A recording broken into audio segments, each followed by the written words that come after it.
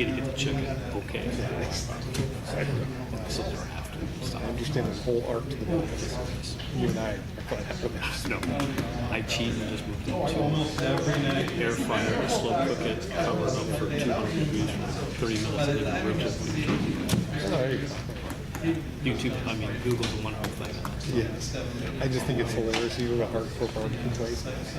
It's not a cook. It's a pit master. Yeah. We are ready. You're all ready? Thank you for bearing with us. We just left another meeting and had to set the equipment in this room, so we're running just a little bit behind, but we are ready to begin. The audience is ready because there's sound issues in the room, so you might be a little quiet. But thank you everyone for coming today. I would just like to welcome you to this meeting. It's Wednesday, August 7th, and this is a joint meeting between the City Council and our Planning Commission. As many of you know, we've had a lot of conversation for a long time saying we would love to have a meeting together just to see what kind of concerns people have, see if we can, assist each other in items that are important to all of us moving forward. But to begin the meeting, I'd really like everyone to introduce themselves, and we'll start at the end over there with Brian, if you don't mind. Brian Holbert. Oh yeah, and tell what you serve on, if you don't mind too, please. Planning Commission. I've been Boston resident for 10 years. Love the city, and this was a great addition for me in my portfolio of things to do. Volunteer, but yeah. Richard Scott. I'm in my first full term on the Planning Commission. First term was short. I've been a Boston resident for 27 years. Love the city. We purposely didn't leave because we really do love it. So I, had a chance to get involved on the Planning Commission and chose to do so. And what I did.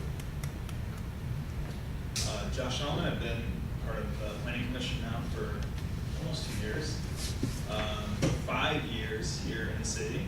Previously, I was in Royal Oak on the very north end, so it made very much sense to move to this side because we were always crossing Rochester and coming downtown anyways. I have a small daughter and my wife and live right over by the Hunter Community Center. And like everybody else, just was looking for a way to be engaged with the city. It obviously draws a lot of people. They stay a long time, but I also live in an area where we see a lot of younger people moving in, which is exciting. So trying to find that balance of how do we maintain the character with looking at the future. Erin Redmond on the Planning Commission. I've been on since, I believe, 2019 or 20. So I don't know what term it is for me. But resident for 12 years. Obviously, I adore the city, so that's why I'm here. Evan Carpenter, I'm Planning Commission, also the ZBA, or the liaison to the ZBA. I've lived in Clawson my entire life. I moved out and came right back, and happy to be here and happy to serve the community. I'm Matt Benkowski, I was elected to the City Council. Susan Moffett, since everyone's talking about how long you lived here, I lived here 33 years this August, and also in City Council as a vice member. Greg Casera, I was born in this city about 70-something years ago. I spent several years on the Zoning Board of Appeals, 4 years on City Council. Now I don't know how many years I've been on the Planning Commission here. I'm the chair of the Planning Commission. I'm Paula Milan, and I have the pleasure of serving as mayor of this town. When I first moved here, though, I met Penny Lubes, and Penny said, you need to volunteer. So within 6 months of my moving here, I started on the Planning Commission. And I just got engaged in what goes on here, and then enjoyed the ups and downs and all the fun things. But I really love planning, so I would say to all the planning people what I generally say, which is City Council is not easy, but what you do generally is a little harder. You have tough decisions to make, and you have timeframes, and you really shape the city, and it's a great place to be, and I'm thankful for all of you who serve there. Glenn Shepard, former planning commissioner, also a council member. So we've been here in the this town for now 21 years. And, I started on planning commission back in 2010, and it's a great experience, and I really appreciate everything that the planning commission members do to contribute to the way that we're moving forward. And, thank you. Nick Stepnis, Assistant City Manager and Director of Community and Economic Development. About to hit my 5-year working in the city. Also born and raised in the community. Representative City Attorney. Scott Tillen, I've served both in the Planning Commission currently and also in the City Council, and I've been living in the city for 35 years. Bruce Anderson, Clawson City Council. I've been a resident for 28 years. You're the star of the show. Michelle Kuku, I'm the city clerk again. I've been with the city probably for 40-plus years, and obviously this has been my home base as well. I went to school here, was raised here in Clawson. Thank you. My heart is here as well. Appreciate it. So we really don't have an agenda this evening. Our agenda was supposed to meet and to allow people the opportunity to discuss anything that may be important to them. So Greg, I'm going to go to you. I'm going to let you start with what is important to you tonight. No, thanks. A lot of it makes sense, what we got going here, established already. I can understand public being upset about having these in their residential areas. You need to make sure you speak very loud, because they're only need for to try and hear you. So Can you hear speak me? as loud as possible. And I understand some of the problems with it. And the licensing, what I understand, for a short-term rental is issued by our code enforcement. Correct on that? The building department. The building department. Okay, so the building department issues a license for them to be able to operate a business. Now, this is not just simply a house, from my perspective, that you're taking and renting out. Once you start doing this, to me, it's a business. I think it should be treated as a business. I don't think we're doing enough code enforcement on them. As far as I know, they don't go in and they don't look for fire extinguishers or any other problems with it. I think that should be part of it. One main concern I have is that you gave us a list here, and it said we have 8 registered in the city of Clawson. That's correct. Who came up with this list? I did. You did? Okay. I find it disappointing, because I agree with these 8 lists. I had a friend over last night, I'm not that good on the computer, but we went on Airbnb Clawson. I have found 6 other places that are running Airbnbs in Clawson, not on this list. I'll run them by you fast. Some I have the address on myself.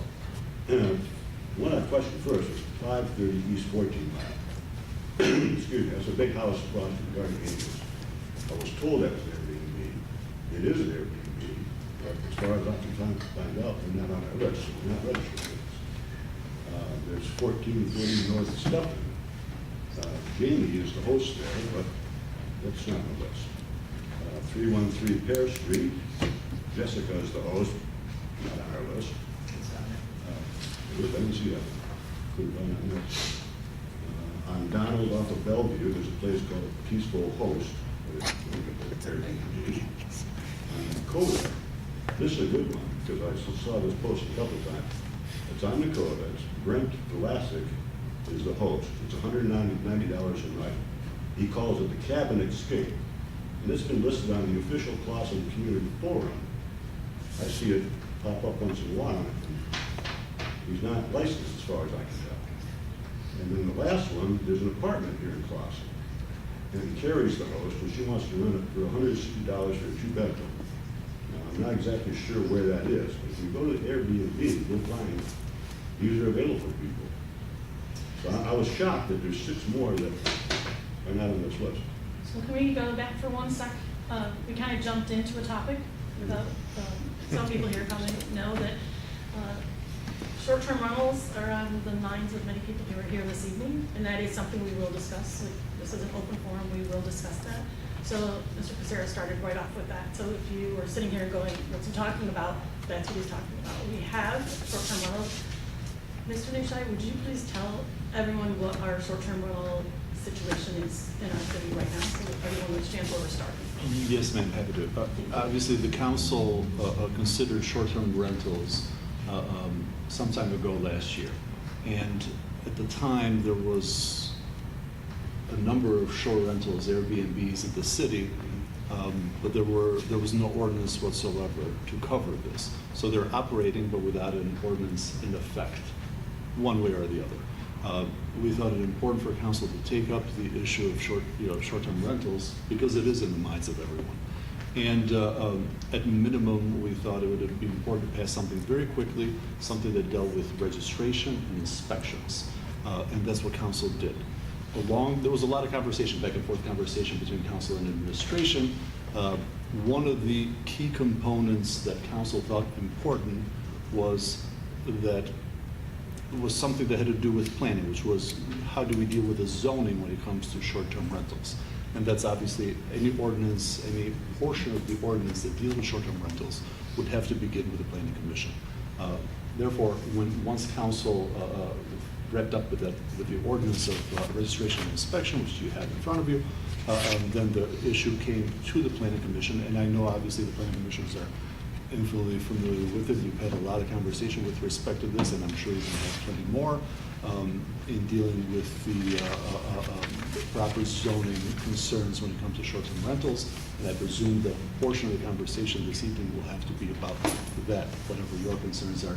I know obviously that planning commission at one point or another forwarded a letter or had, indicated to administration that this meeting would be appropriate to be able to have a conversation, but that's where it all began. It began with members of council wishing to have zoning consideration be considered by the planning commission, and that's where we are today. And the reason the city council approved any type of agreement for short-term rentals was because at the time, municipalities were all concerned that there was legislation in the state that was going to affect us, and if we didn't protect ourselves by defining what our short-term rental situation would look like, that perhaps we would kind of get bitten on the other side. Well, that's why we jumped a year or two ago and started, but there's need clearly from the concerns people have to kind of fine tune what we're going to allow, where we're going to allow them, how many we're going to allow. Well, I don't even know what the limits are that we have that we can put on this, but we have people here tonight who have many concerns about this. As a city, we're not allowed to outlaw them completely, am I correct? No, I mean, we have, so when we talk about the law in this area, it's obviously very, we're at the very beginning of those considerations. A lot of cities and municipalities, both here and throughout the country, have taken just a variety of approaches. We have certain consideration when it comes to, just based on the Zoning Enabling Act, which is what allows us to pass any zoning ordinance. We have certain considerations, and I'll give you sort of the primary concern. We can't have exclusionary zoning. So if you were to say, we will not have, which you could, but we will not have any Airbnbs in residential areas. Right?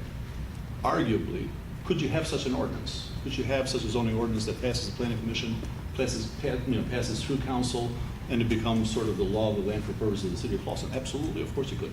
But exclusionary zoning principles would trigger, and somebody could successfully challenge that provision because you're excluding this particular use of the properties altogether. So that's sort of the short and long of it with respect to your concern. You can have reasonable limitations, and that's, I think, I believe, and of course I don't speak for council, but that was council's hope in sending it to the planning commission so that you could have those considerations, consider what would make sense, what limitations, if any, and or whatever the approach may be. Can I ask a question? Is that okay? Yeah, this is, you guys. Open floor. I didn't know if you wanted to keep it there first and then exclusionary zoning, I thought, was zoning it out of existence, not Right. particular to one area, because you only referenced residential. But there's also spot zoning. So there's a lot of concepts at play. Well, there's been multiple cities that have faced litigation for zoning it out of residential, in cities that have been successful all the way to Supreme Court in Michigan in not allowing. What case is that? you know, I don't have my case file with me. Oh, I understand. But I'm not familiar with it, that's why I asked. Oh, I Not believe familiar. I've sent it to you in the past. I'm sure you have, but I'm not yeah. familiar with any case dealing with Airbnbs or short-term rentals having gone to the Supreme Court of the state of Michigan and somehow have been successful. Oh, yeah, State of Michigan Supreme Court has deemed them as a commercial use in. That may be the multiple- case. Huh? That may be the case. So I'm confused. I can see that. No, but that's a different. Yeah, that's a it's different- thing, right? If they're considered commercial. I'm sure you're going to different provide rules us apply, right? the case law with it, but I'm not familiar with it, and Yeah. I think. So if they're deemed commercial use and not a residential use, wouldn't that give people the ability to zone it That would, residential? that operates on the premise that you're correct, that there was such a case that went to the Supreme Court. It was ruled so. I'm not familiar with that case.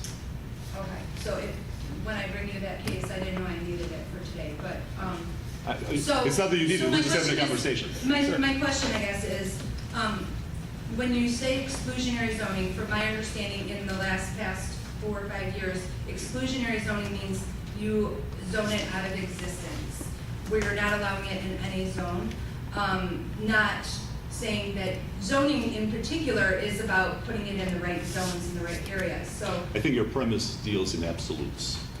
And I don't think exclusionary zoning stands for that proposition. It's not, zoning it, when we say zoning it out of existence, doesn't necessarily mean that it has to be an absolute zoning. If you make it impossible for this to be the case, I think that's enough.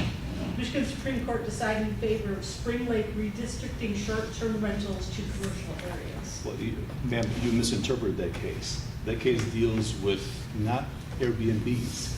That's just a common interpretation that we see on Google with respect to that case. I have the case here. That case deals with limitation on deeds and property documents that limit a bunch of neighbors in a subdivision limiting the use to residential. It What's doesn't the deal difference with between a Airbnb. short-term rental and an Airbnb? The basic sort of rule of thumb that we can operate on would be something that is under a 30-day period of time. So our ordinance says, well, our ordinance doesn't have a day restriction on the short-term rental, but the definition, from what I read, was any intent to rent for more than 14 days in a calendar year puts you under the ordinance of the short-term rental. So you're saying this Supreme Court says the short-term rental is 30 days or? I think if you're looking at this case, even though obviously law, the way it operates is we take it, and even though it may not be entirely on point, we can take it as instructive. But this case dealt with, again, with covenants and bylaws and subdivisions. Right? That's an HOA case then you're talking about? No, ma'am. It's the case that I believe Councilman Rafa, which is mentioned, which is Aldrich versus Sugar Springs Property Owners Association. Okay, association, yeah, I would understand that, that's an association restriction versus. Yeah, but I think, when I looked, and the reason why I mentioned it, when I looked online and you start searching, if you did just your average Google search, that case comes up, and it comes up for the proposition of short-term rentals and Airbnbs, and it's not the case. It's not correct, unfortunately. We have, as the mayor mentioned, we've had a couple of bills, one in particular that was in existence for some time, that went through the House, and then it died thankfully in the Senate. That was the premise, and that was the initial what forced us, again, to start dealing with this issue, to have something on the books. That bill thankfully died. It was a bill that would strip communities of their ability to oversee any aspects of short-term rentals. There's another bill right now, currently in House. It was first proposed in February of 2024. It went through the committee, it's still in committee, I believe, as of April of this year. That bill is a little more comprehensive. Thankfully, this new proposed bill, if it has any traction, it would still allow communities to be able to have the considerations that we're having, these two bodies are going to have tonight, or are having tonight, which is limitations, reasonable limitations, to what extent, again, gives some local determination to what is a local issue. So let's backtrack a little bit. So Airbnbs and VRBOs and whoever, right, those companies were already operating in the city. Yes, So we didn't have anything correct. that said we have the right to say what you can and cannot do. Correct. So that was Yeah. part of the initiation, the initiative in order to get something on the books. The concern that, personally, that I had was that if we didn't do something, the state would come in and pull away our right for local government at that point to make that decision. So that was kind of where I was, that my mind was that, hey, we have an opportunity to say something now about these properties, because we don't have anything now, and it's exposing us to a lot of other things. The concern that I have now is that if we start going down the path of restricting them altogether without saying, well, maybe there's some ordinances that we can do to help modify and try to limit the negative aspect that people are seeing. That was the point, that we had to have something on the books to give the planning commission in order to start creating something that says, hey, we're now going to say that, I don't know, I don't want to limit, you know, the creativity that you guys have, but you can say, yeah, only 10% of whatever it may be, 2%, whatever, right? And they have to be on first floor, or somebody has to live in there. I don't know, right? But that was part of the initiative that you guys take the ball and run with. Council's, I'm sorry to interrupt, I apologize. To add to Mr. Shepherd's statement, council's momentum in going and engaging in this particular ordinance was also important, again, for us, as attorneys. It was important because the moment we have an ordinance that says you must register, we must inspect, we have now de facto limited the ability of anyone to come in and say we're grandfathered in. Right? We put a stop to the, sort of the ongoing bleeding to the best of our abilities. The moment that you add, the planning commission begins the work and adds to that by having whatever zoning considerations you deem appropriate, and that is entirely your responsibility, that then shifts over to the city council. That's another added layer of protection that you will have in the city. I'm sorry. Yeah, if I can just, I'm sorry, I didn't mean to interrupt. It's okay.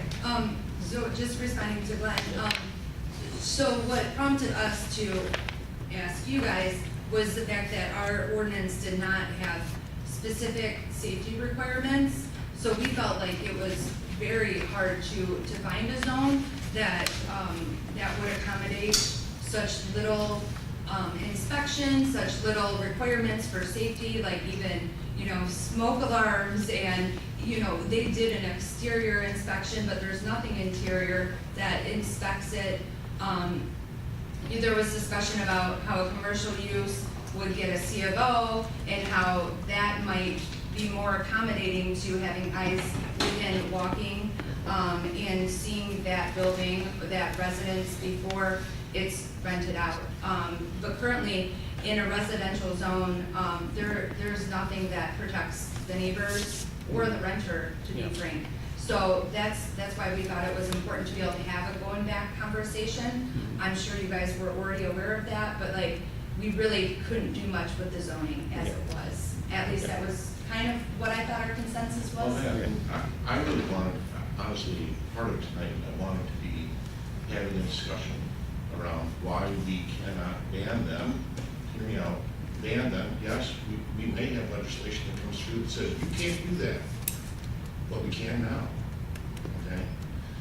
But if we wrote an ordinance that said we ban short-term rentals and have some kind of a clause, and I'm not a writer of, Mr. Musha, you know better how to write it, but had a contingency in there that if banning becomes disallowed through legislative action, right, then the following rules take place. So now we have a ban, and we have rules that kick in if that ban gets lifted by some legislative action. Why could we not do something like that? Because it invites a lawsuit, and instead of someone waiting for legislation to pass, they might say, oh, I'm gonna sue Clausen to make them not uphold the ban, and then we've got Mr. Newshed makes, gets a yacht from all the legal fees. Which we're trying to avoid, I agree. But no, but that's why you don't Yeah. like fly in the face of a potential lawsuit by doing something that you know invites a lawsuit. And there's plenty of people out there that would say, cool, let's make Clausen our poster child for why you shouldn't do this. So we don't have the money to put ourselves in a position to fight a very, very potential lawsuit. The other part of that is that, yeah, you certainly could, right? Yeah, you could. That's part of what your opportunity is here. That's like, hey, we don't like what you did, and we're gonna say, here, this is our ordinance, we're gonna ban it. Yeah. Right? You pass it, it would come to us, and we'd have further discussion. The one concern, again, following on the potential lawsuit, is that this is personal property. So when you start to restrict what people can do with their own personal property and creating wealth, that will, again, that's going to be the catalyst for people saying, you're prohibiting or limiting the amount that I can do to improve my property to get the most value out of it. But we already do that. You're not improving it. We already do that though through work from home. We have an ordinance that actually does that disallows commercial use of homes. I think that they get a business license. You talk about commercial use, but I'm not sure that the premise is correct, just legally speaking. I understand the argument, and I'm not. I didn't know we had to speak in legalese. Well, no, but we have to craft ordinances pursuant to law. That's Okay. why we are here, right? So there's desires. We all have desires, and I'm actually not that my personal opinion matters, but I don't necessarily disagree with you. I think these kinds of short-term rentals arguably can have a negative effect in a neighborhood, for example. Sure, we can all agree with the concept, right? Regardless of how it may transpire. But we're talking not about just simply our desires. We're talking about we're talking about legislating. And in order to legislate, we have to legislate appropriately within a constellation of statutory law, constitutional principles that have a lot of limitations upon us. So, Mr. Scott, you're actually, in one sense, you're correct. Could we have such an ordinance? Absolutely. We can have an ordinance that says, the next time a fair-haired man with a goatee, middle-aged, good-looking such as you, shows up in the room of the City Council and Planning Commission, a man shall be arrested forthwith. It will pass council by a 5-0 vote, and you have an ordinance. I don't think that's good. But here, let me illustrate it. I know you're trying to come up with an analogy. Rennis, I Let me understand your illustrate spirit it. of levy. The reason being that even though it's an extreme ordinance, you could have it on the books. There's nothing, in that sense, there's nothing wrong with that per se. The problem is that we have laws that say you cannot have such ordinances. That's why I give you the extreme example to illustrate. All right, but banning a short-term rental, explain to me, and I understand what you're saying, okay? Why would that invite a lawsuit? Just so everyone, I want to hear, why would that invite a lawsuit?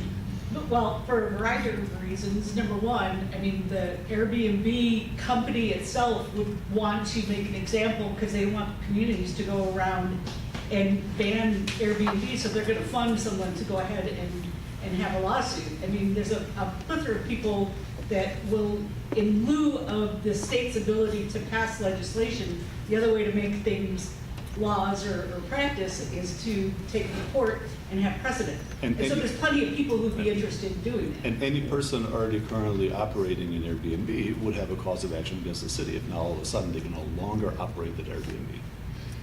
Aaron made an interesting point, though, and that is like, and I don't know, I remember back when I was first running for council, there was an ordinance that was being redrafted, and I remember like there were some businesses that you couldn't run out of your house. Like I remember you weren't allowed to be a psychic or be a tarot. Remember tarot card reader. Remember, and that was being removed. Welding, setting fire. Element right. violation. But people run daycare centers out of their home, and those are commercial enterprises. But do we have any ordinances that talk about those kinds of, like your ability to open a in-home daycare, or your ability to start doing hair out of your home? We have something. We have a few on the books. They're We have one that I remember my predecessor spent some time on and passed through council, which dealt with massage parlors and the like. And truth be told, the legality behind such ordinances is questionable at best. But when it comes to residential areas, you can, reasonably, we're always dealing in health, safety, welfare, and community, right? That's our primary concerns. And so long as we have a reasonable relation to those primary concerns, which are what gives a municipality such as Clawson the means to be able to legislate, right? We're in solid terrain. I guess my question is though, is more so, because we're talking about like commercial enterprise within a residential place, right, or residential zoning. What other ways do we try and control the commercial enterprises like daycares or someone who watches dogs, or do we do anything like that for any other commercial-esque activities within residential zoning? Well, I presume the answer to your question would be we don't allow for. I don't know. Well, yeah, I presume the answer to your question would be that we don't allow for, I don't know, heavy industrial activity in somebody's home. There's. But For other a business license businesses. that is required, if I recall our ordinance correctly, there's something that you can go to the city, Nick would probably know, and ask for a business license if you run Well, you need state licensing for a daycare, that's true, right? Well, no, even through the city to have a business, it's like a business license, if I'm recalling it right, that you go to the city, ask for a specific business license, and there are restrictions on, let's say if you have a hair place that you're, a salon that you're running out of your home, the city approves it and gives you, limited hours of operation, limited traffic, limited, I don't remember it off the top of my head, but we do have something in the books. I remember reading it before. So could the ordinance be along those lines where the business licensing to versus the residential zones to try and marry those two concepts of the commercial and the residential, where that in order to have an Airbnb, you need some sort of business licensing, not just, the ordinance or the approval right now is you submit it, it's like having a chicken coop, right? It's a certificate. Yeah, certificate, right, but you need to be more licensed to operate an Airbnb, and then there would be more, I don't know, stringent consequences of not having the license. Like if I don't have a business license, what happens to But me? I think what you're leading to, correct me if I'm wrong, is by having people get such a business license for this particular use of their property, right, can we then restrict it as far as the residential zoning areas are concerned? Because I think the goal is, the thing that I've heard the community say is there are concerns about when something happens, like, someone goes and has a wild party, it's the people having the wild party that get in trouble, and the owner, nothing ever happens to the owner, so they just get another wild party the next weekend, and there's no way to reach into the person who's actually operating the business. It's all the people that are, buying the business that get the consequences. And so there's the thought that if we could put the onus on the owners for being a good neighbor, then there might be some less negative consequences. Yeah, I mean, I think that, I'm sorry, go ahead. So I have a question, right? So on section A, we talk about that already in the actual ordinance, that you issue a one-year license. Yeah, that's right. And then in section F, you actually have an enforcement section. Right. Have we ever even used those? So we are issuing a one-year license right now.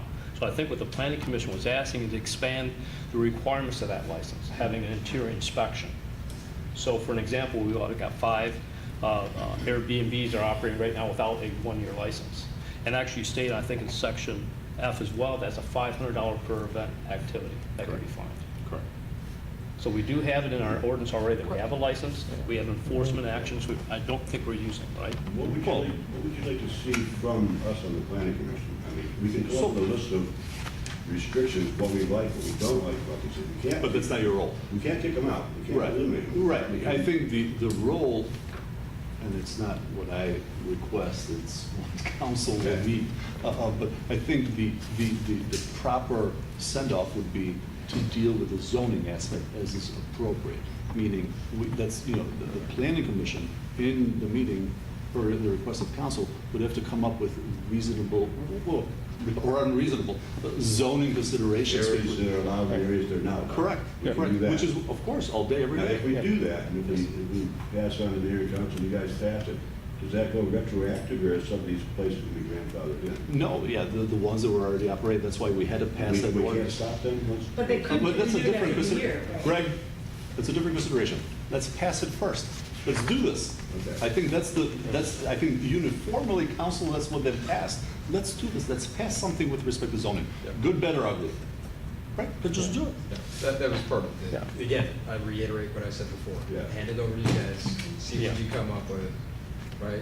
It's your playground, It's do whatever exactly, you want. exactly. Yeah. Do what you see, what you think is best. At the end of the day, we give you some of these, when we give you some of these limitations based on the law, you know, you can ultimately tell us, well, we want to push the envelope. If council agrees, then we push the envelope. And then the ones that are operating that are grandfathered in at that point, the only restriction we have on them is if they're out of line, if they do anything wrong, we can, with our police department, we can. Yeah, it's an enforcement issue. Yeah, so those are my questions, I guess, just to clarify, that's what the actual intake might be. So obviously, we talk about zoning, would density fall into that as well? Or is that something that goes just? Yeah, and council already sort of, you know, they dabbled at that in the current ordinance. I didn't see a max either. 2 persons per bedroom of the. I'm sorry, max number of Right. permits or certificates. No, that's, Oh, no, no caps on no, that. no gaps. But that's something, In my opinion, there should be a cap, well, there should be a density. there's still zoning consideration associated with that, Sure. though. Right, yeah, because that, I guess, Oh, we have it right here, I'm just trying to plant the seed. yeah, absolutely, absolutely. I think that makes perfect sense. And I think council talked about that. What about our ability, would we be able to define what a short-term rental is, for example? No, that's not your, that's council. So I'm just going back to the number of days. What constitutes a short-term rental? No less than, no less But than it's not, 3 days. that's not a zoning consideration, though. That's fine, but Madam Mayor, can I suggest that, I mean, I think this discussion is great. We're talking a lot about how to get the problem solved, but I'm wondering if maybe we could hear a little bit about the problem. Because there's a bunch of residents, and I've gotten a bunch of emails, and maybe this is a good time to let them come up and say, hey, listen, I've experienced this and that, and the next thing. That way we know what we're trying to fix. Then we will open the floor to anyone that would like to speak, and we're just gonna open the chair over the Ryan Shelter Bill. We're just gonna ask you state your name and address, for Sure. normal rules. My name is Bruce Snyder. I live at 505 South Bywood. Thanks, everyone, for introducing yourselves. And I'm on my second home in Clawson, 24-year resident. And I have 5 kids. 3 of them have been through the school district. I'm down to 1, just a junior this year. But we have a Airbnb, I think it's an Airbnb, I don't know, short-term rental for sure. And I had no opinion before this house turned into an Airbnb near our house. And it is one of those party houses where on the weekends, it hasn't been, it's quieted down considerably, but originally every weekend, groups of people would pull in there, unload, turn up the music. It's a party to the point where me and my neighbors could not, I couldn't hear the TV in my living room. So it was pretty disruptive. Some of the music was explicit. And the other thing that bothered me, again, this house is on Red Roof, and I don't know if you have that, but it's right across the street from the playground. And I believe, the city attorney, is your name Glenn? No, sir. No, that's, what's your name? Rennis. Rennis? Yes, sir. Maybe you could clarify for me, if somebody is going to purchase a house within I think it's 1,000 feet from a school, they cannot be on the sex offenders list, right? Is that something like that? Yes, I can't speak directly to the Okay. linear footage, but yeah, there is a So my limitation. question is, and I'm posing it, when these people sign up for their short-term rental, I'm curious as to what the requirement would be. They're renting a house within about 50 feet of the school and the playground. It wouldn't even bother as much if it was the front door of the school. It's the playground. This is where kids are just running around. And these are transients. And again, for me, the issue is when someone pulls up and they start unloading next door to me, and I have 4 daughters, and my neighbors, I know my neighbors and I trust them. I leave my garage door open and everything else. When someone pulls up, I don't know if it's Mother Teresa or, mass murderer that just pulled up. I don't know anything about them. So it's a security issue as well for me, what I need to do to protect my family. And so it's uncomfortable when they're transient. Whether they're the greatest people in the world or not, I don't know anything about them. So I have to treat them as though they could be a threat to my family. Whether they are or not, I don't know. I just don't. It's uncomfortable to have transients pulling up and renting immediately adjacent to us. I don't personally see someone would have to convince me of the benefits when I do searches online. And I'm going to read a few things, and they're short. I'll keep them short, I promise. But in the interest of fairness, I'm going to read a couple of bullet points that says positive impacts. And these are just general searches. This is off ChatGPT. And my question was, do short-term rentals in the neighborhood ultimately hurt property values? So it says positive impact. Increased demand. In some cases, short-term rentals can increase demand in a neighborhood, particularly if it becomes popular with tourists or business travelers. This increased demand might boost property values. That's fine. I don't think of Clawson as a touristy area, but that's a bullet point, positive.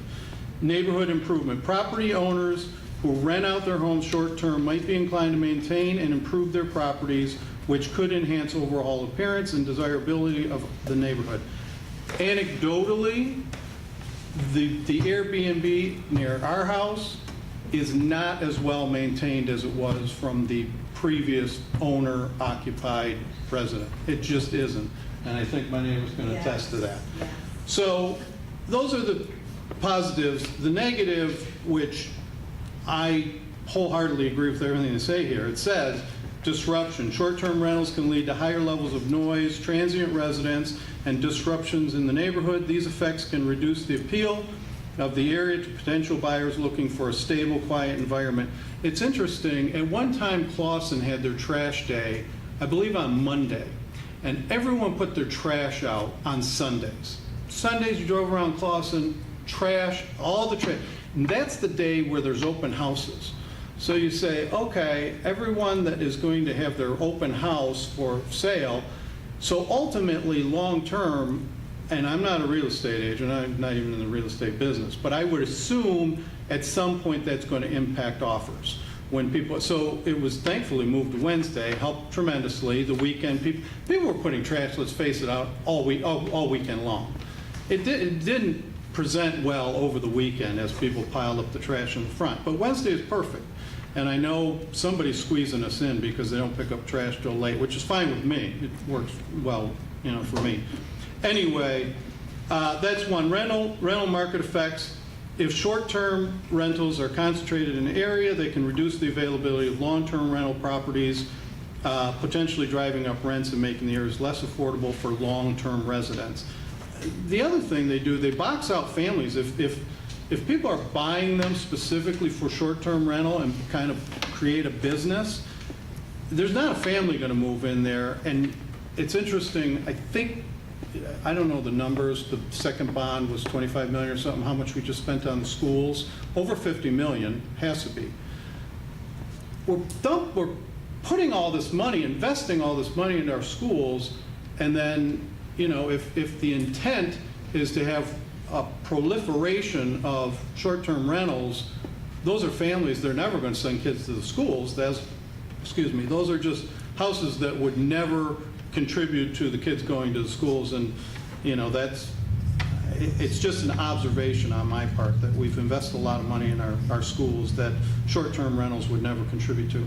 Market saturation and oversupply of short-term rentals in the neighborhood could lead to market saturation, which might negatively affect property values if buyers perceive the area as less desirable. The reason I bring up the trash and the dawned on me, I don't think I finished that thought, but if these people come in and they're transient and they're having parties on the weekends and such, and that again is the time when there's open houses in the neighborhood and everything, and they see, wow, there's a lot of traffic in this neighborhood, there's a lot of what looks like activity that is not necessarily a quiet, peaceful neighborhood. That's something, again, is when real estate agents, what I think would be showing and trying to display the neighborhood in the best light. There's a couple of regulatory market variability, just 2 more bullet points and then I'll wrap up. Local regulations, many cities have implemented regulations on short-term rentals, such as limits on the number of days properties can be rented out or requirements for registration. These registrations can help mitigate negative effects and influence how short-term rentals may impact property values. And then last bullet point, market dynamics. The overall effect on property values will also depend on the broader real estate market trends in the area. In a booming market, short-term rentals may have less noticeable impact, while in a slower market, their effects could be more pronounced. I don't know, I don't consider Clausen a booming market. I don't know that we're a slow market, but if it's pronounced, if it's making the effects pronounced and there are more negative effects than positive effects, to be honest with you, I don't see anything positive about short-term rentals. I just don't. For people that are in a neighborhood that's raising a family. You know, if it's something like, you know, the hills in LA or, you know, certain resort areas, that's fine, and that's to be expected. But in Clausen, I just don't envision that as being that type of neighborhood. That's my opinion. So I would be a proponent of an ordinance that severely restricts and or maintains regulation, and I'm not a big regulation guy, believe me. But in this case, I think it's important, and I think in the interest of making our neighborhoods safer and more appealing to families, I would be a proponent of that. That's my statement. Thank you. Yeah, sure. Thank you, guys. Anyone else?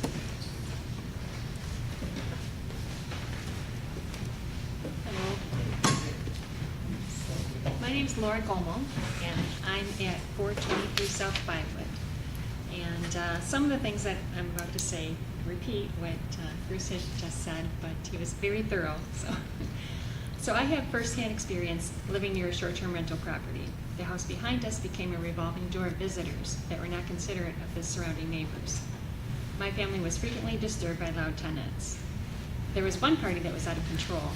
The large number of guests were on our lawn, in our driveway, and on the Kenwood playground. They set up very large speakers and blared music that could be heard from blocks away. Instead of contacting the police, because I've never called the police on my neighbors, that's just my rule. If my neighbors are ever loud, I will go knock on their door, you know, where my son's having a conference call, can you please be quiet? You know, I just don't call the police on my neighbors. So instead of calling the police as an act of good faith, I reached out to the owners through their Airbnb portal to alert them as to what was happening to their property and how large the party was growing. The owner was very friendly over emails, apologizing for the disturbance, and ended up calling the police herself to break up the party. But a few weeks later, to my surprise, we were served with a cease and desist order, which was loaded with falsehoods and shock value. They accused us of interfering with their business and causing them to lose money. We did not appreciate their aggressive behavior and felt the need to clear up the false accusations. Our representative called their lawyer, who said to just disregard the letter. So the point of that letter was to intimidate us so that we would not complain about any disturbances and to make them appear victimized. Short-term rental owners just aren't good neighbors. Through a little bit of research, I found that meetings like this are happening at municipalities throughout the state of Michigan. Residents are stating that short-term rental occupants don't add much value to the communities. They don't attend our schools. They take up the number of homes available for people who want to be a part of our community. and the intentions of the occupants are often unknown. So we had to exert a lot of time and effort to get this whole situation resolved. I wouldn't want anyone else in our city to have to deal with this type of situation. So my position is to pass stricter ordinances or to repeal our current ordinance and pass another one which would ban them. And I know our current ordinance says that you have to maintain quiet hours, which is at night. I think it's 10 p.m. to 6 a.m. But with so many people working from home right now, it's actually worse if you're loud during the day, you know, because this party started at 4:30 in the afternoon. And my son said, boy, I'm so grateful I didn't have a conference call, because he said, well, my boss would have understood. He said, but a lot of times he's on a conference call with a lot of people from different areas. He said they would not have understood. They just would not have understood that type of music playing in the background while he was trying to work. So that's one thing in the ordinance that I think definitely needs to be changed is, you know, it shouldn't have quiet hours. It should just be reasonably quiet all the time, I think. What was the property? So, that is the one on Red Roof. I believe it's 420. Same house? Yeah, the same, 426. it is the same house, yeah. All right, well, thank you very much, everyone, for listening and for taking this into consideration. Thank you. Thank you.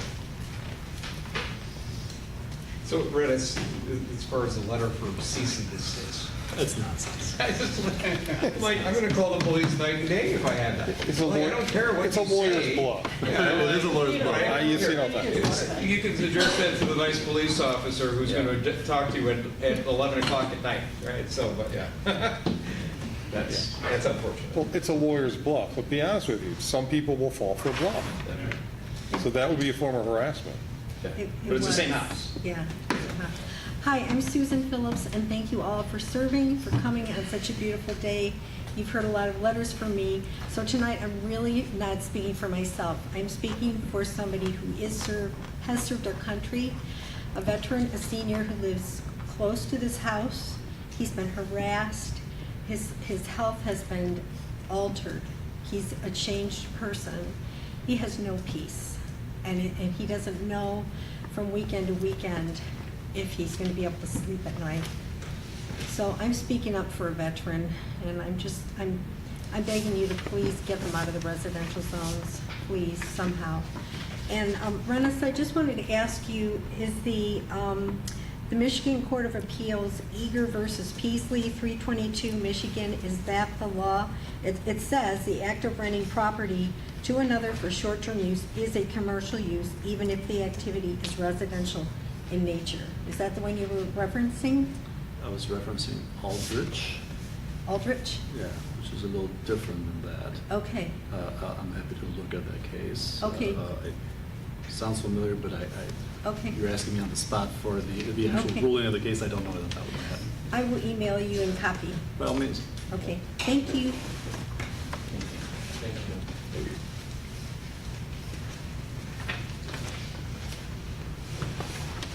Good evening, and I echo Susan Phillips' gratitude for your service. I don't know, there was something about you guys introducing yourself that gave me almost butterflies. I'm so proud of this town. I'm so grateful for each of you putting your heart into this and to serve in this way. We are such a wonderful town, and it's because of people like you. You're not paid. You do this because you think it's the right thing to do, and you want to preserve this town as it is. I have written a few things down. I think that, first of all, I don't want to express any disrespect to landlords. I know a few landlords, and they've been, in some cases, neighbors to me, and they're wonderful people, and they've maintained wonderful tenants that have been living in their home, in those homes for years. You're one of them. But this is not what we're talking about today. When we talk about short-term rentals, let's just call them what they are. They're commercial hotels. And I keep hearing this fluidity of terminology between commercial and residential. and it's not a fluid term. They're very different things. I've never had once to worry if the area where my house is located is zoned for anything other than a single-family residence. I don't expect that there will be a casino there. I don't expect there to be a hospital there. I don't expect there to be a school even there. I expect there to be single-family homes there. And as Susan Phillips mentioned, there are very clear court cases where predatory property development entities tried to use the term commercial and residential interchangeably, and the homeowners association fought that. In their case, it was a homeowners association, and they were sued, and they lost in the Court of Appeals, because it's absurd to use the terms commercial and residential interchangeably. So there are so many examples of how this short-term rental situation is evolving with time in a very negative way for communities like ours. I think it's absolutely fine in coastal properties, vacations-prone areas. It makes sense. Those draw premium customers who want to vacation in that area who don't live there, and it makes sense for that. It's fine. But here in Clawson, this is not the case. It is 100% a nuisance to us, and the right thing for government to do of the people, managed by people who live here, who love this city, is to preserve the quality of life, our safety, and the small town feel which we've come to love, and by the way, the affordability, because when these short-term rentals come in, they displace someone who would otherwise be either renting that property at an affordable rate or owning it. I respectfully request that this joint, I guess, group, but especially council, please seek an alternate legal opinion that was specifically involved with cases like this. It's nothing against you, Mr. Najai, but you've opined quite substantially that, you better not do something, other something bad will happen to you. It's sort of an intimidational tone. And if it's founded, I think that's a good service to the community. But this is an evolving situation that I desperately ask you to get specific legal counsel on, because it really will matter. In my view, the residential areas have always been protected against commercial infiltration. And I think we should just call them what they are and confine them to the zones such as the city center, where these properties are to be expected and would not be a nuisance to the residential areas near our schools. And even those properties that are deemed to be acceptable under permit should face penalties if they are a nuisance. So even in the city center, if you are having exceptional disruption or you are violating the peace of the neighboring areas, this is clearly up to this council to decide what is okay and what is not okay to protect the residents. This is all I had to say. Again, I'm very grateful for all of you. I'd just like to point out that this conversation has been years long in the asking. The public has been looking for an opportunity to bring this up for a long time, and I want to thank Chairman Kucera for forcing the administration to put it on the agenda, because it's been too long, and I don't think that was the design of the Planning Commission or of the council. So thank you for taking it seriously. I know you all have other things you'd rather be doing today. Thank you.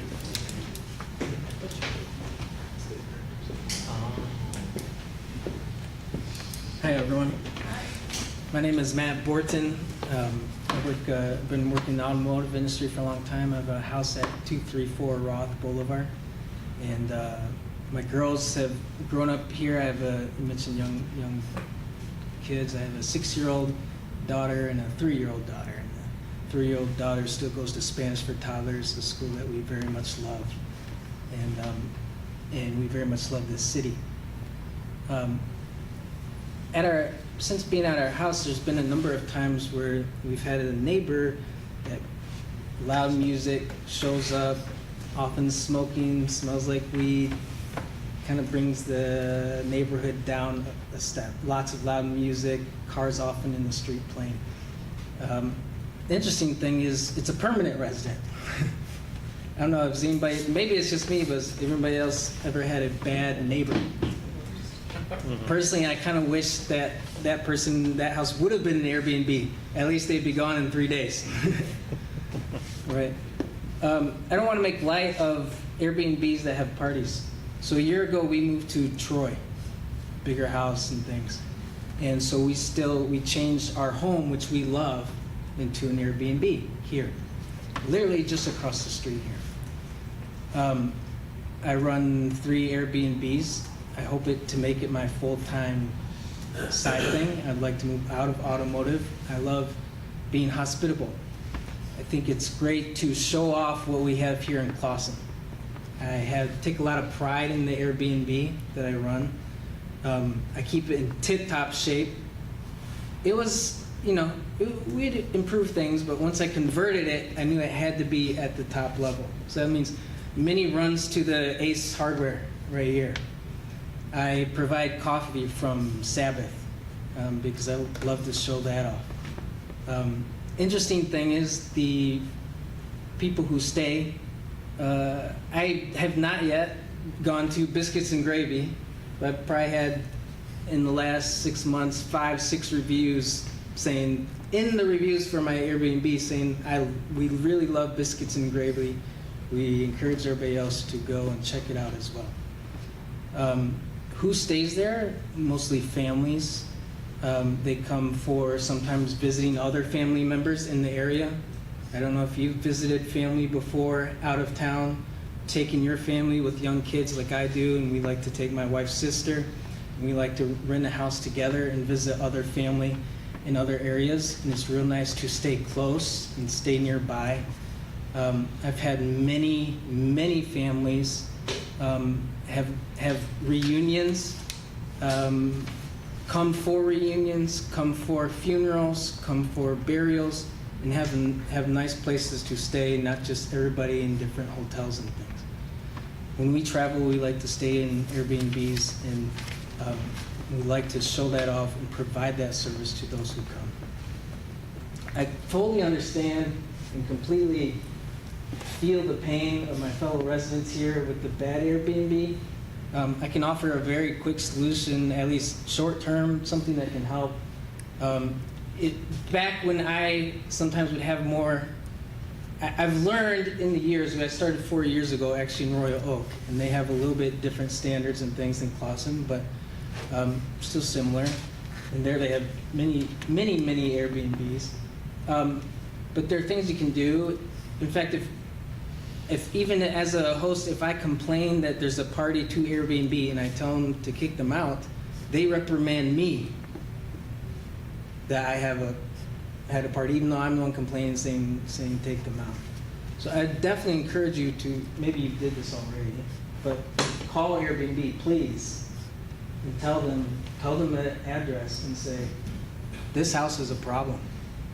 And they'll also get on it. They penalize hosts, owners that keep having parties. So make sure to let Airbnb know that this house is a problem. Because I agree, I want that house gone too. In fact, I can help reach out or something to that. I just wonder how you would know that it is an Airbnb versus a turnkey versus, how would you even begin to know? I can help with that. And personally, I would like to provide my number as a contact. Like I said, I've been doing this for some years now. Could you give us the location of your Airbnb? 234 Roth Boulevard. It's on the list. He's a legitimate one. Did I check out okay? He's a licensed Good. I'm software background. There are things you can do. You put cameras up, it's a deterrent. You can have noise decibel monitors, right? This is not audio recording, but monitors, and it can alert if there's. But you can even, I said two-night minimum stays so that we don't have this one-night minimum thing. There are many things that can be done. I also have fire extinguishers every level, right? There are certain things more for commercial, because even if you guys don't make laws and rules about it, if something happens in that house to the guest, they can still sue me And so I better have, it's, regardless of whether you guys do something about it or not, I, for my own self, need to have the safety things in place as well. So, also, I guess there's this business side. I love Clausen. I've seen a number of restaurants that I love unfortunately go down. For example, Lucky Duck. You know, that one was one of my favorites. There are many others. I do think bringing in these families, they go to these restaurants more often than when I was a permanent resident. I still come back many times. I love Noble Fish and other things. I just wanted to share that sometimes Airbnbs, certain Airbnbs can be bad. Those are bad owners and bad hosts who don't care about the city, and we should get them removed, right? But frankly, there's also bad neighbors sometimes, and they stay there, and you can't do anything about it. And I take a lot of pride in welcoming and showing people Clausen and then encouraging them to spend. I also had a couple of families that said, hey, I want to buy a house here. Now that I've came here and been here, stayed here for a couple of weeks with you, I love the neighborhood. This is awesome. I want to come back later. I've also had a family stay for a month because they want to buy a house or were building a house, and you know, they sold their house and needed a spot to stay. So they loved getting a head start and staying here for a month before they were able to move into their house.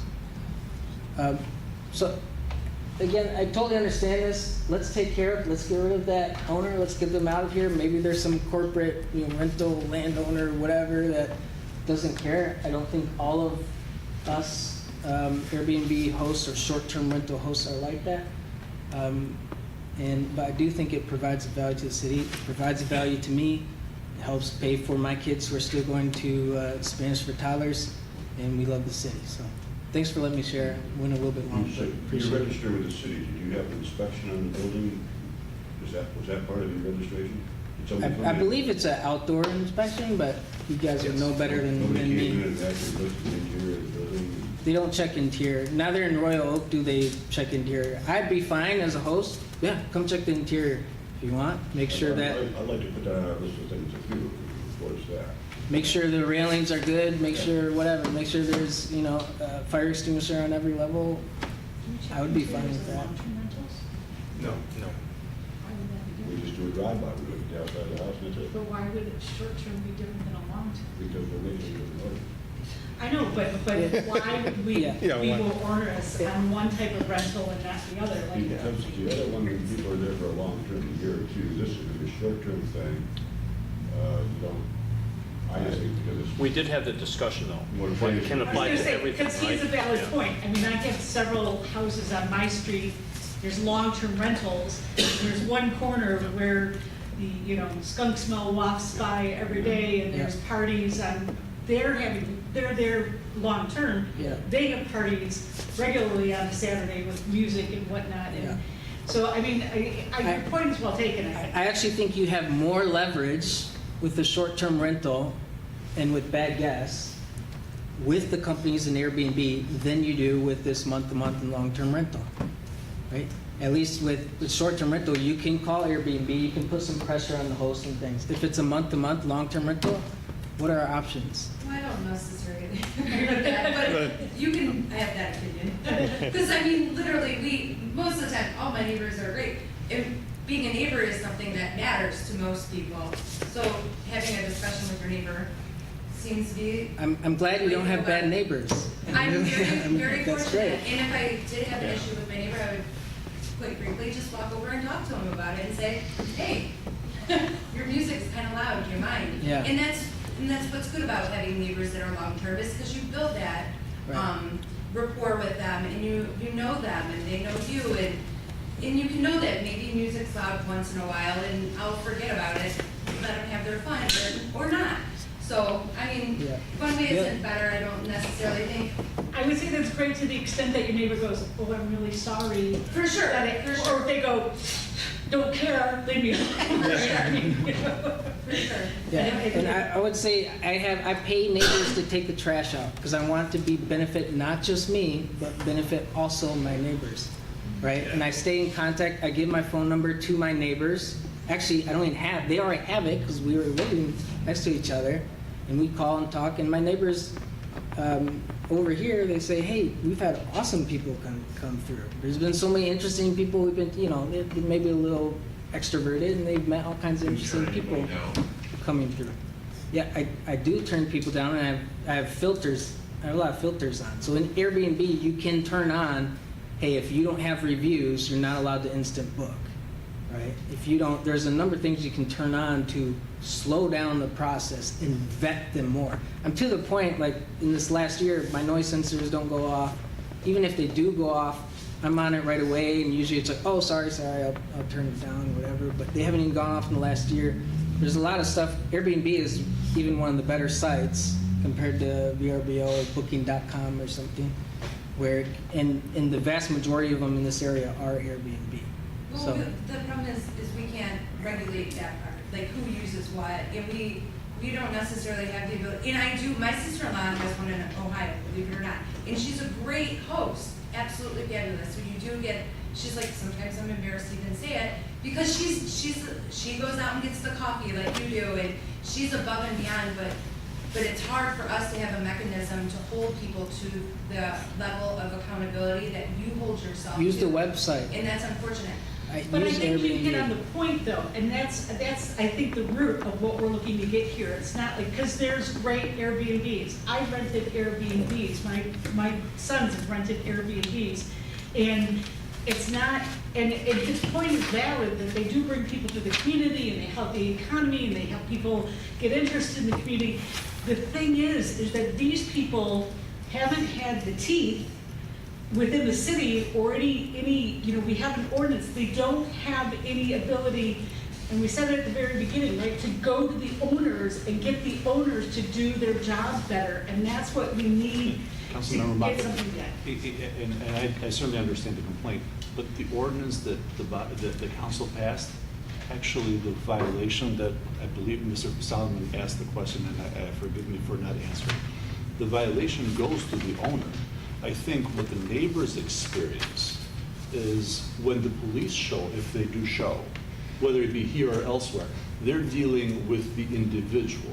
Right, that's what we said at the beginning, right? Right. The owners, though, pursuant to the ordinance that the body passed, the owners are responsible for a violation, because at that point, there is a violation. So if the mobile code enforcement is notified, they would have the ability pursuant to the ordinance to issue the citation, 500 per occurrence. So do we have a problem though, because our code enforcement is not working on Friday, Saturday, and Sunday, and most of these rentals are probably Friday, Saturday, and Sunday. And I know just for regular issues we have around town with people leaving stuff on this, putting their garbage out on Thursday instead of waiting until Wednesday, or Tuesday night, that, you know, people don't have anyone to get hold of, and that means we're behind. That means the people are gone and the problem is over by the time we have resources to get to them. So how do we fix that portion of it? Because I think from our standpoint, I think all of us here would agree that the thing we want most is for our residents who are paying for all of the things that we have here to live comfortably. And having a bad neighbor it's horrible. You know, it affects every part of your life. And then you're expecting, and transient population, I don't think I would like that next to me either, but I'm sure there are great people. I want to go rent your house just because you're nice. Do you know what I mean? Like, you want relationships, and that's what you have when you have a person who lives next door to you.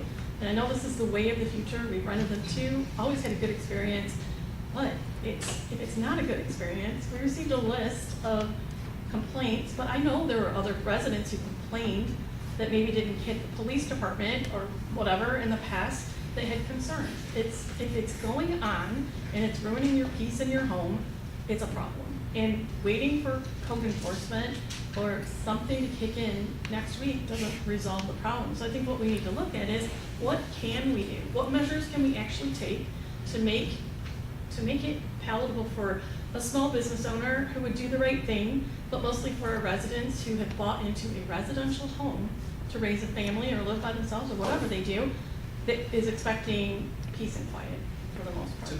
To have a recourse. I didn't see anything listed in the current ordinance that says if there's, because you did list the violations, and there are a couple that had more than one. So do we have the ability to revoke a certificate Yeah, after absolutely. 2. Like that's it. And there's today.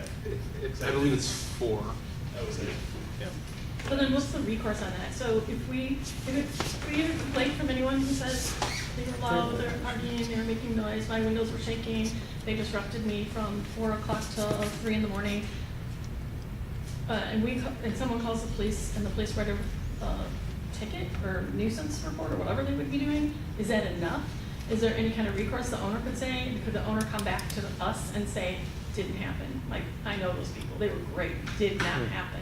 And then how do we fight that? Because I have a feeling most owners would say, yeah, no, you're not cutting off my livelihood here. How can I fight this? How can I stop this from sticking? Sorry, I want to touch base on what you have as an ability of an owner of an Airbnb to restrict or remove a tenant based off of what their violation is, because you have certain codes that they have to abide by. Yeah, like I said, I'll get penalized if I keep having, if Airbnb is notified that I keep having parties, they'll remove me themselves. Yeah, but people, But it's, let me follow up on that. So the other thing too is that, right, from our use of it, those users of Airbnb are also given a distinction of whether or not they were amenable to the host and whether or not they would be likely to rent something else later on, right? So you could put a black mark on somebody and say, Yes. hey, guess Oh, for what? sure. They were, police were called, this is not gonna happen again, do During not. COVID, Airbnb ramped up this no party policy real high. So if there's party incidents, they're done. Right? So I call and it'll be, hey, they're having a party. I have my camera. I saw most people coming in. I'm getting complaints about noise. They call the person, they cancel the reservation, it's done, they're removed. I, as a host, can then call the police if they're not moving fast enough and tell them to get them out. But you're responsive. What if the owner isn't responsive for something like that, right? Because there's always the option that someone is making money, they have so much money planning to come in for a 3-day, 5-day, whatever stay, and they're not available to take the call, or they don't take it as seriously because, like, hey, they're running, they get to do what they want. I mean, there's a potential for so many different levels, and what we have to define is what can we actually do and what's realistic, because we can't put it off on the owners. Like, we have to take responsibility for what we can do and hope that we have good owners. So to that end, Mr. Newshire, which of the circumstances that the residents talked about as concerns, Each of them. so they should have called the police, or they should have called code enforcement? Or, Either one. So they're being really loud and I can't hear my conference call. I can call the police. Yes, ma'am. And the mere, so like, does just having a service call be registered there, is that enough of a violation? Or does he have to actually issue a ticket? Again, if you recall, on the, we have, under F, you have the revocation procedure, and it just says the written notice of the, well, upon the finding from the enforcement officer of a first or second violation within a 12-month period, the short-term rental shall be subject to a fine. Then number 3 says, upon the finding from the enforcement officer of a third violation within a 12-month period, the short-term registration may be revoked, and the first, and then there's another period within, if there's 4 within 24 months. So if you recall the conversations that occurred, we're trying to be as comprehensive as possible, and any event in the eyes of code enforcement that is a negative event will be sufficient. But the operative word is code enforcement, and as the mayor mentioned, Or they're police. not there on the weekend. So my point is, if we expand that from code enforcement to / police officer, and have them have a police officer there. Let me separate in the sense, in a good sense. The event can be from anyone. It could be a call from one of the neighbors. It could be a police report. It doesn't matter. Code enforcement in this case would be if Barb comes in on Tuesday, I don't know what Barb's hours are.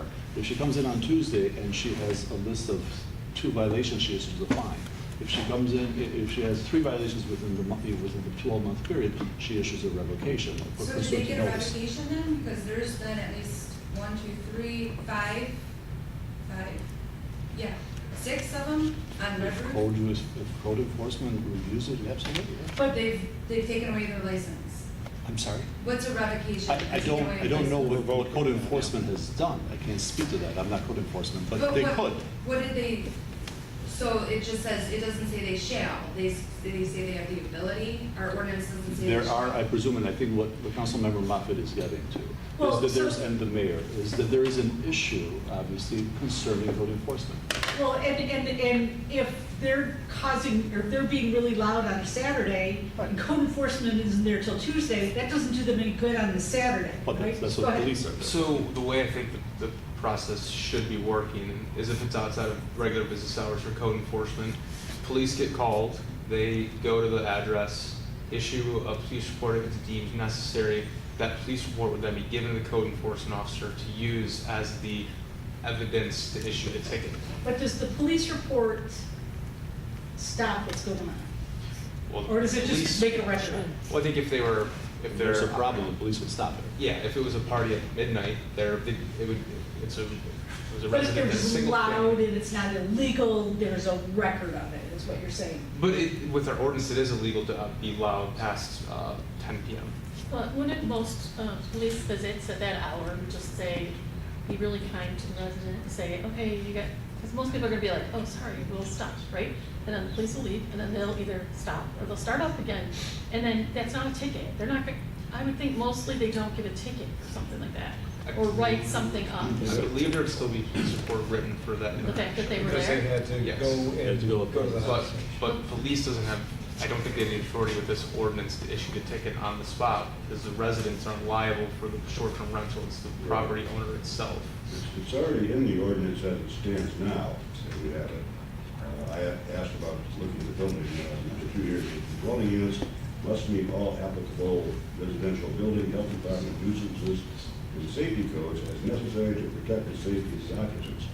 I'm surprised no one goes into the building. How can we enforce that if we look at it?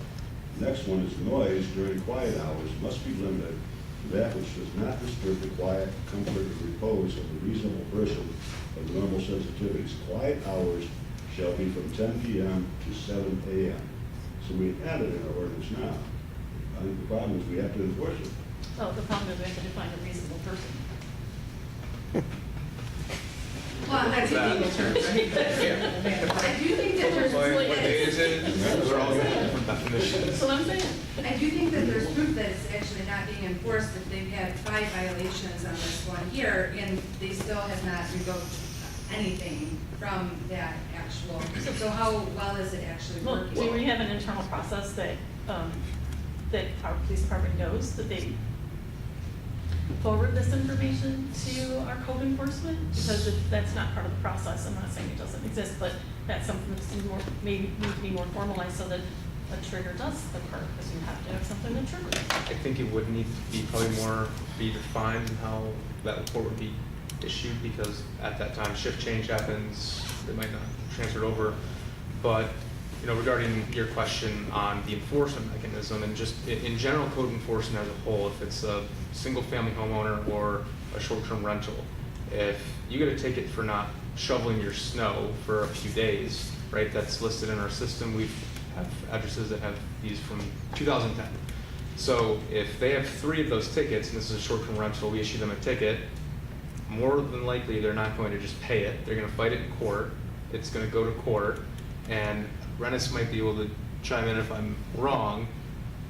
The judges have typically not been in favor of some of these code enforcement mechanisms.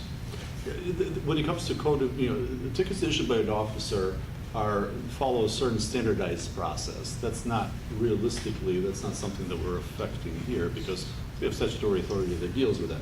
But with respect to the point that Mayor, Councilmember Moffitt, and everyone is making, the considerations about a better system when it comes to code enforcement, how we take in these complaints, categorize, that's probably simplistic enough to perfect from the city's, from the administration and building department to be able to address these concerns going forward. But to bring us back then from that point, I think one of the main items that, the reason that why on both sides, both planning and council wanted to meet was to deal with the considerations of zoning. Code enforcement violations we have a mechanism, we'll have an even better mechanism once we have zoning considerations in place. Building officials will do whatever they need to do on their end to perfect that system to ensure the process. So that didn't clarify anything that I was just, so we don't have an effective mechanism. I would disagree with that wholeheartedly. If you're telling me that they've had 5 and there's nothing triggered, I don't know if you're saying that we actually can't hold them accountable, then to No, me, ma'am. we don't have an effective mechanism. I said the exact opposite of that, actually. The exact opposite of, Of holding them accountable. We do have a process already to hold them accountable. We can make that process even more stringent. I think that's what Nick was indicating. Yeah, I think that's the critical piece for what we already have in place today and how to control a few of the cases. Absolutely. If we have that many violations, there should be a process in place where, say, administration or somebody is looking, every month at least to see how many violations are in place at a certain property, and if it's more than 4 in 12 months, they permanently revoke it. If it's more than 3 in 12 months, 4 in 24, yes. Oh, sorry, yeah, but Absolutely. there's I a agree. process to take that certificate away Absolutely. immediately and Absolutely. deal with at least one of the issues where it's But Absolutely. your current wording is may be, though not shall. Well, it may be Violation. because, well, I imagine, and just reviewing the documents that they provide, that administration provided for purposes of all these Airbnbs, on some of them, there was an issue where the neighbor, I'm just giving you as an illustration. The owner himself called out, or herself called to the city and said, get these people out there being loud. Should that be held? I presume that may gives the code enforcement officer the ability to apply some standard that we must have. Some in the common issue. sense, right? Some common sense, I'm sorry.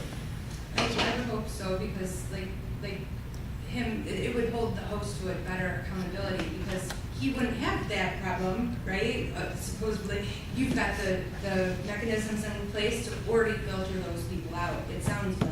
So it would hold a Airbnb owner to a higher standard. That's the biggest piece today, Right. is there, and I'm glad you came tonight, and I'm glad you spoke up. I own an Airbnb that I also use as the Caseville, so it's very much a beach town. We go every other week, we rent every other week, it supplements the mortgage, we must have a second place. I'm the same way as you, like, I'm very diligent about who we allow to book, because we don't do instant booking.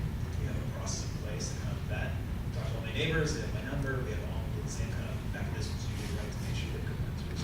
The thing that we're talking about tonight is how do we control that when you have good renter, or good Airbnb hosts, but more than likely, you have a large portion that are not, they're in more for the money. Yes, there's a portion of that, like if you have a good property, it's a 5-star, then you want to maintain that through, having good processes in place, so you don't have issues, you get 5 stars. But how do we control those that we would consider not good hosts, right? That's one piece, and the other piece is something I think we can talk about.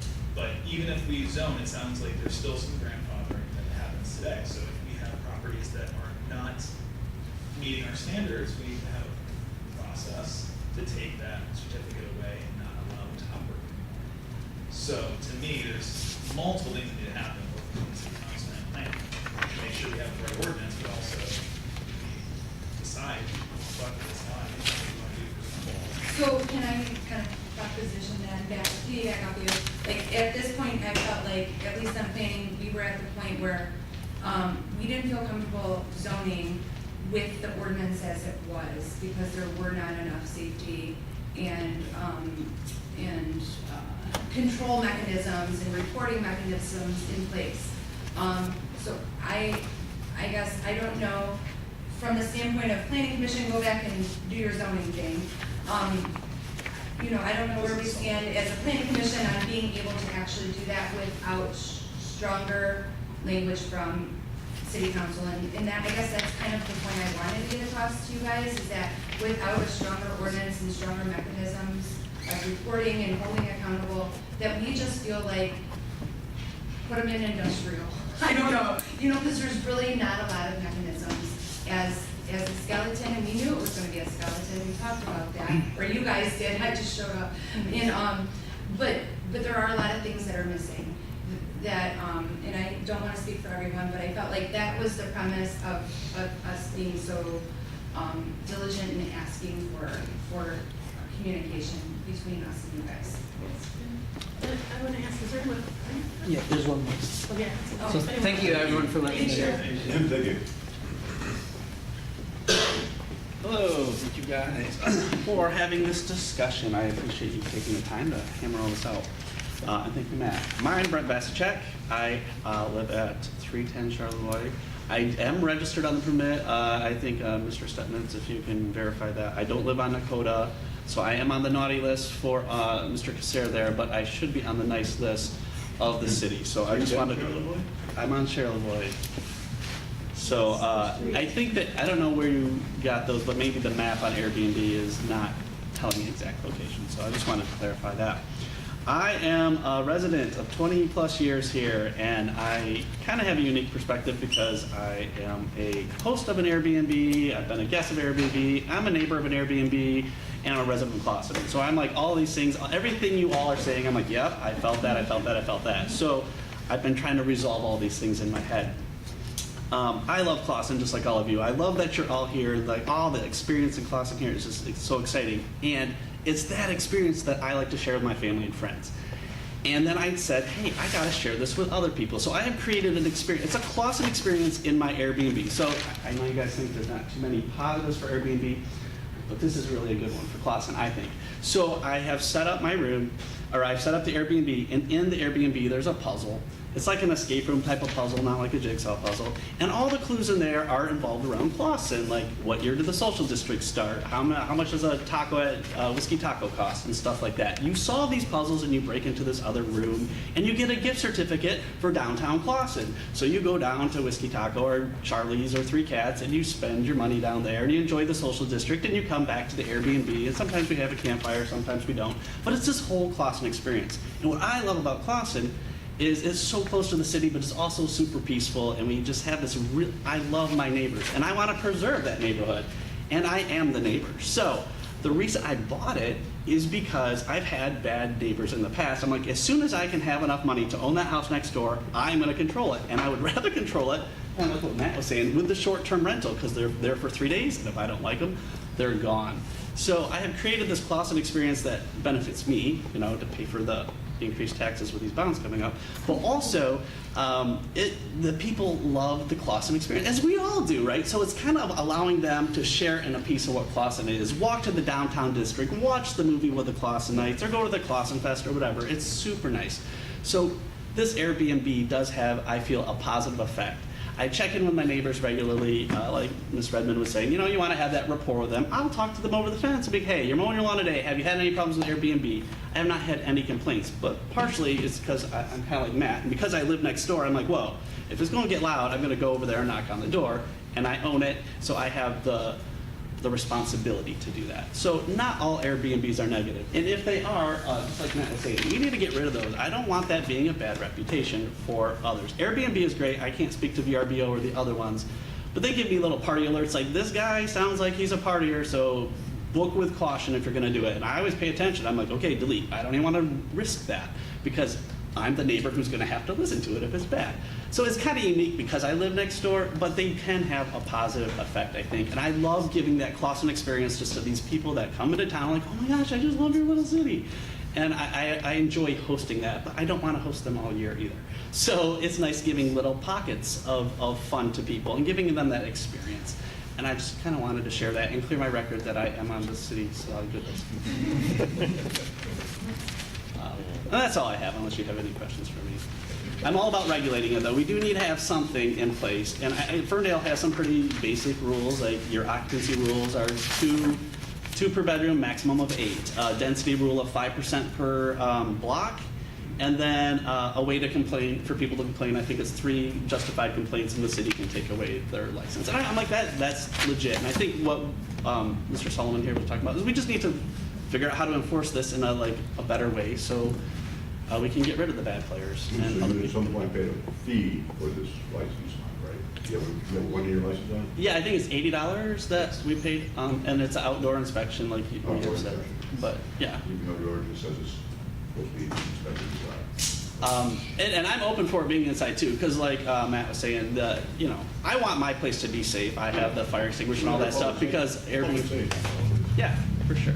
So there are positive reasons that I just wanted to kind of balance it out a little bit. I do feel the pain of these neighbors because I had a bad neighbor, and that's why I bought this house, so I could control the neighbor. And, you know, nobody wants a bad neighbor. It's horrible. Do you have a minimum number of days that you allow people to rent? I don't. I will do 1 day, and that has actually come in handy for people in Clawson who's like, hey, I'm displaced for the night because of my water problem or whatever. Can I come stay there? So it has come in handy several times. And the 1 days actually are the easiest because they might come from the airport at 11 o'clock at night and leave at 8 o'clock in the morning type of thing. I have not had any problems with parties, but I vet it pretty well because I've got to be the one to take care of it, and I live next door, so I don't want to deal with that. So. Thank you. Thank you. It's kind of late, and I know you guys want to talk about this all night, but Nate wants to say something I'm else sorry, again. and I didn't even introduce myself last, so it's Nate here at 413 Park. I just want to emphasize that once the incident happens, and we don't want it to, but once the incident happens, the party, the violence, the fire, who knows, okay? It's too late. We've already lost, okay? There's no cleaning up. The only thing that's going to happen is we run the gamble the next resident the next day in that facility. So the problem is with this scheme of making money with these properties, and it's very a different dynamic in vacation areas versus here. The problem is you put the residents like here that you've heard here today in danger on a daily basis with a new person. If it was the landlord themselves, we would have one person to deal with consistently. But every day it's a different person. And by the time there is a police called, or by the time the code enforcement is called, it's too late. The damage is done. The only thing that will prevent it and will preserve Clawson the way it has been is to control where they are and not allow them to proliferate into large numbers, which is what we are concerned about. It's not a reactive game that we're asking for as residents, at least not as I am. It's a preventative game. So I just wanted to clarify. Thank you. Does anyone have anything to share that they haven't shared? Yeah, I think it's good we've had this discussion. We've kind of heard both sides of the argument. I'd like to start with Councilmember Shepherd. He brought up a good point that the ordinance we have today, we all kind of viewed as kind of inadequate, but it was a starting point, like a stopgap measure. Let's get something on the books so we have some kind of control. But I know myself, and I think others, that wasn't going to be the end of the situation. So now we're sitting here to figure out what's the next step. I've been in Airbnbs before. They're great. They were big homes on large properties. Clawson is a lot of small homes, a lot of small properties. So by and large, the way I see it, and I think most of our fellow citizens, is Clawson by and large is not an appropriate area to have Airbnbs. We can have them if we so choose. I'm guessing most of our residents just really don't want them. We apparently have heard from a few gentlemen here that own Airbnbs. They're good business people, very responsible. Then in this world, there's bad business people that are irresponsible. Right now, like the proposal here, no more than 5%. There's 4,600 homes in this city. 5% is 230. Under that proposal, we could have 230 of these. And I'm guessing, will the owners be the good ones, or will be the bad ones? Will we have a couple good apples and a bad barrel, or a lot of bad apples? I'm not going to bet that we're going to get a lot of good ones. As Mr. Casera said, I'm totally in agreement with you. Airbnbs, short-term rentals, call them what you will, they're hotels. I just find it funny when they call them something. They're basically a hotel. A hotel is a business. A business belongs in something zoned business. So in my opinion, they don't belong in a residentially zoned area. With all due respect to the gentlemen who are responsibly running your businesses, thank you. I'm glad you're doing that. But unfortunately, this city is vulnerable to irresponsible owners, and we can't subject our citizens to that. So would I like to ban them all? Maybe. But as Rennis has said, that's possibly not going to stand a legal test. It seems reasonable to me to ban anyone in a residential area, R1, R2, things like that. Thus allowing the ones that exist to continue to exist. Grandfather, right? Yeah, I mean, grandfather is not non-conforming existing. Yeah. But there can still be mechanism takeaway certificate, should they not. Mhm. That's the If they're not responsible. Sure. Right, but that's what I'm saying, as long as we have everyone on board to be able to make note of violations, tally them, push them regularly, and take away certificates on those that are grandfathered in. Yeah. We owe the residents that. We owe That's the business owners too. It's a win for everyone, for us to have, that's why you have ordinances, right, it's to protect everyone.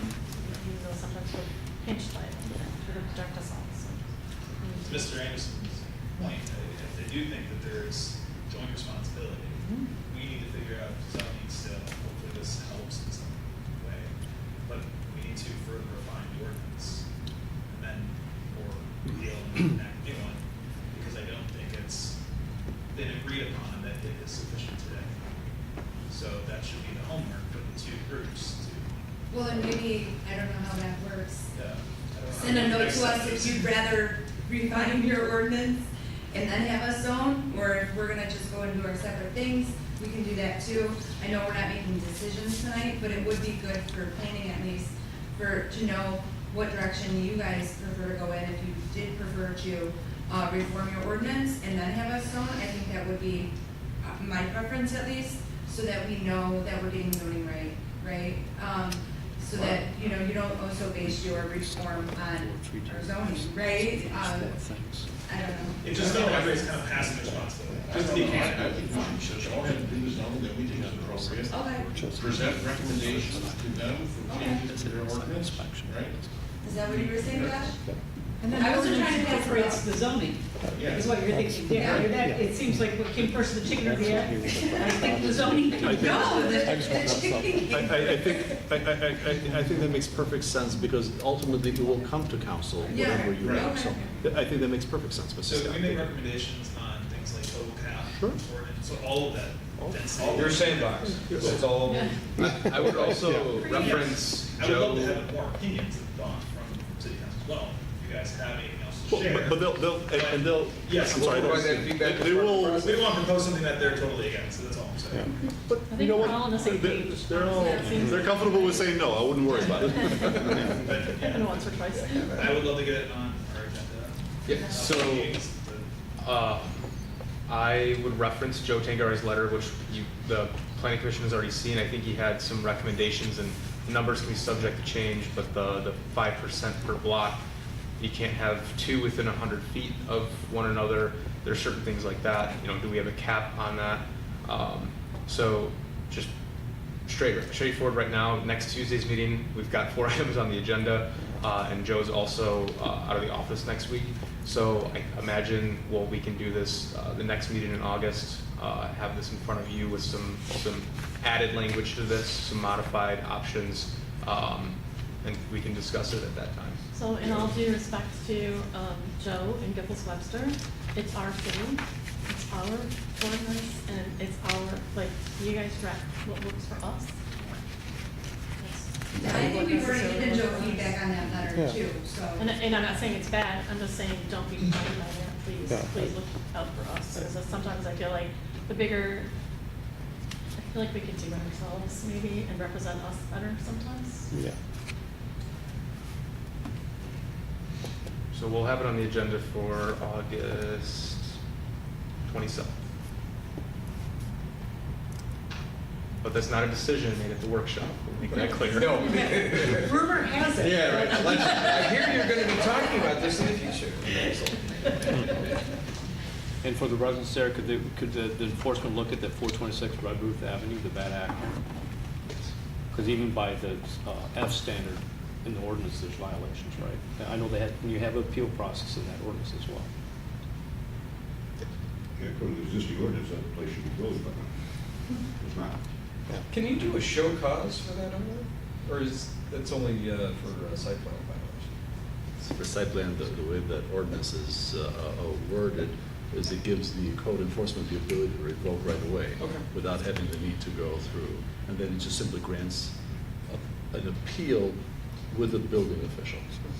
And So is there a it- way for residents to see the violations anywhere, or would they have to call and ask? Like, if a neighbor was curious, oh, now I know they can only have 3 or 4, let me call and see where we're at. Is there a way, or do they just call?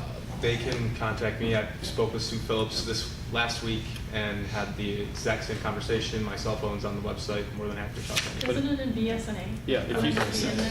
Yes, there's You look up- official You go to BSNA ordinance and you violation. put it in Oh, it address, does? you can Oh, see okay. that stuff. Yeah, you are able to see it. So, all right. Are we gonna go to 10 because we're on planning commission hours?